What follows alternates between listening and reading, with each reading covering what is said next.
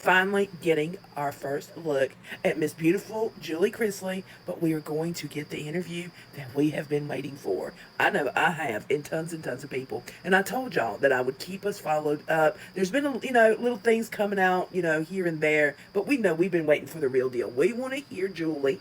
We want to hear everything that's happened, how it all the pardon, the reactions, all that, her and Todd's first look at each other. I want to hear the whole love story.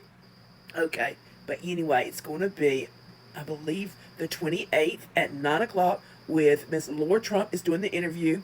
And so we have a little sneak peek of it, and we'll go from there. That's all I can do right now is just wait on Lara, and get it out because they've done it already. So honestly, guys, I am looking forward to hearing all the ins and outs. And so here's a little snippet, and we'll talk afterwards. All right, so I will see y'all probably around Sunday, okay? Called Savannah one more time, and she said, he did it, he signed it, and I just started busting out crying. And everyone was looking around, and then I just hung up. I was so nervous that I just hung up.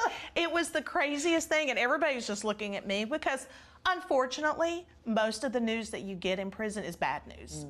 So they're like, are you okay? I'm like, I am, I'm getting out of here, I'm getting out of here. This guy stops me and goes, man, I think you just got pardoned. And I said, yeah, okay. And I just kept right on walking. And so when I went into my dorm, one of the guys, the COs, he came by and he goes, are you good? And I said, as good as I can be. And he said, Todd, you just got pardoned. They sent me down here to make sure you're okay. And I said, well, they don't need to be worrying about me now. Hell, if I'm pardoned, I'm great. We owe thanks to God. And I says, and God touched President Trump's heart. God led the people to advocate for us. And so I'm grateful because every night I would pray that God would return me home to my wife and my children. And he did that, so I'm grateful.